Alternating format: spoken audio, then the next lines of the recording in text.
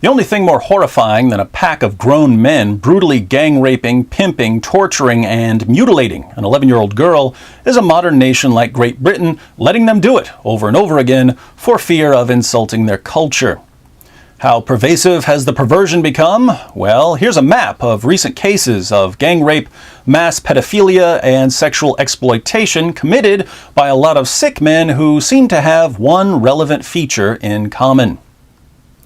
British police are currently probing more than 50 rape gangs, and they shouldn't be hard to find, since they're all standing on the back of the fastest growing elephant in the world. The British government spent the last year investigating whether the rape wave has somehow been caused by the race of the rapists.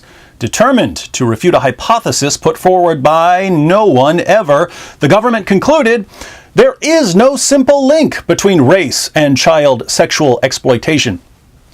Well then, country that gave us Sherlock Holmes, Father Brown, and Miss Marple, if race isn't the cause of our child sexual exploitation epidemic, maybe we can spot another feature held in common by such diverse figures as Abid Mohammed Sadiq of Derby, his partner Mohammed Liaquat, Mohammed Sajid of Rochdale, his partner Mohammed Amin, Mohammed Islam Chowdhury of Telford, his partner Mohammed Ali Sultan, Mohammed Karar of Oxford, and Mohammed Sheikh of London. What could all these Mohammeds possibly have in common? The judge said all of you treated the victims as though they were worthless and beyond any respect. One of the factors leading to that was the fact that they were not part of your community or religion. Most British leaders, of course, take it for granted that Islam has nothing to do with these attacks, just as it had nothing to do with the 9/11 attacks, or the 7/7 bombings, or the Madrid train bombings, or the Mumbai massacre, or the Fort Hood massacre, or the Boston Marathon bombing, or the beheading of Lee Rigby, or the deaths of the 270 million people killed in the name of Allah over the past 14 centuries. It's sheer coincidence that so many of these gang rapists and pedophiles share a common religious background, and that with several sets of brothers involved in these cases, the rape wave seems to be a family affair. This band of Mohammeds isn't lurking in the shadows. They're inviting family and friends to join them at rape parties, apparently without a clue that what they're doing is wrong. So these men believe that it's perfectly acceptable to rape little girls, provided the little girls aren't Muslims. Now, I'm going to go out on a tautological limb here and say that what these men believe probably has something to do with their beliefs. Let's take a quick look at their beliefs. Chapter 3, verse 110 of the Quran says to Muslims, "You are the best of peoples ever raised up for mankind." Muslims are the best people in the world. What about Jews and Christians? Surah 98 verse 6 calls Jews and Christians the worst of creatures. According to Surah 3 verse 32, Allah has no love for unbelievers, people who reject Islam. So if non-Muslims are the worst of creatures and Allah has no love for us, what's the status of non-Muslim British girls? They're lower than cattle. But these claims in the Quran don't influence Muslims, right? My brothers, remain in your ranks and do not be scared of these filthy kuffar. They are pigs. Wallahi, they are pigs. Allah says they are worse than cattle. Worse than cattle. Unfortunately, unbelievers don't always recognize how inferior we are, so Allah sent Muhammad to begin the important task of putting unbelievers in their place, a place of humiliation and degradation, and putting believers in their place, a place of authority and supremacy. Under Muhammad's rule, unbelieving men were either killed or violently subjugated. Unbelieving women who were captured became the sex slaves of Muslim men. Sincere Muslims today look back to the time of Muhammad as the glory days of Islam, the Prophet and his companions marching out and subduing people in the name of Allah. But the Islamic project of subjugating unbelievers wasn't just for the time of Muhammad. If you read the Muslim sources, Islam was to continue expanding until it dominated the entire world. Allah even promised this to Muhammad in a vision. Muhammad said, "The whole earth has been shown to me, till I saw the east of the east and the west of the west, and I saw that the authority of Islam ruled all that I saw."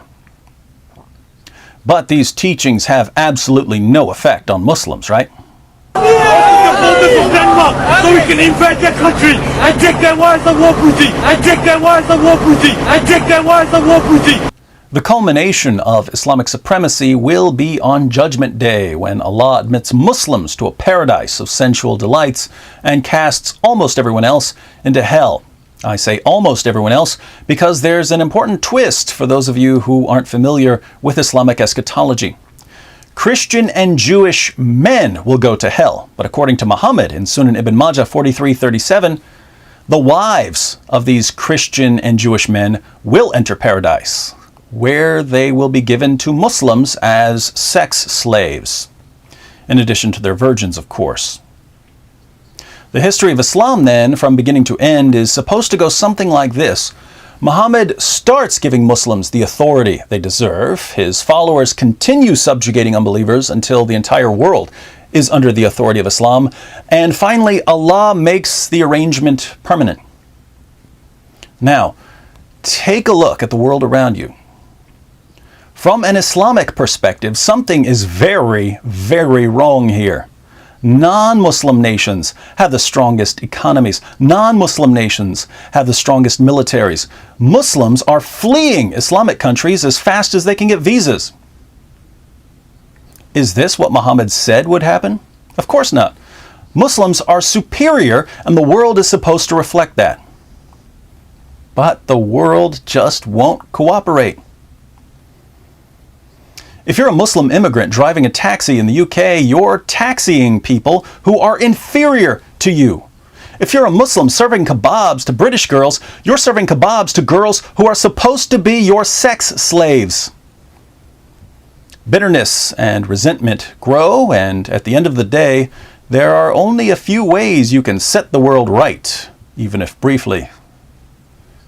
You can start patrolling the streets and enforcing Sharia, screaming orders at all the inferior unbelievers. So Muslim Patrol, move away from the mosque. I call it, obviously, to not dress like that in Muslim area. It's a Muslim area. Or you might go a little further and slaughter an unbeliever, putting the fear of Islam into the entire population.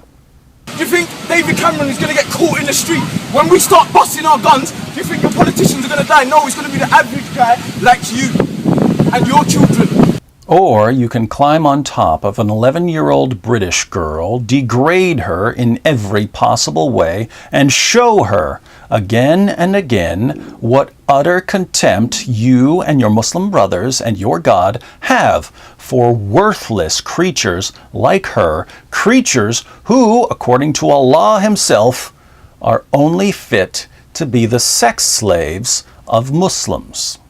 Across the country, many have been shocked at the uncovered sexual exploitation rings, first in Rochdale, then Rotherham, Derby, and most recently in Oxford. Gangs of men lure vulnerable young girls, some as young as 10, with presents in order to gain their trust. Then they force them to take drugs, rape them, and finally they sell them off into prostitution. The reported gangs are made up of Muslim men, their victims, young white girls. In a sane world, politicians and the media would relentlessly confront any ideology that produces such sickening disdain for some of the most vulnerable people in our society. Leaders would unite in saying, look, if your religion only lets you feel like a man when you're abusing unbelievers, prepare to have your religion mercilessly scrutinized. Instead, they assure us that Islam can't be a problem. After all, most Muslims live perfectly normal lives. While I'm willing to grant that most Muslims live far better lives than their religion commands them to live, this has nothing to do with whether we should criticize Islam. Saying that we shouldn't be concerned about the effects of Muhammad's teachings because most Muslims don't turn to rape or violence is kind of like saying that we shouldn't be concerned about the effects of smoking because most smokers don't get lung cancer, or that we shouldn't be concerned about the effects of drunk driving because most drunk drivers don't end up killing anyone. A deadly impact on a minority. is still deadly.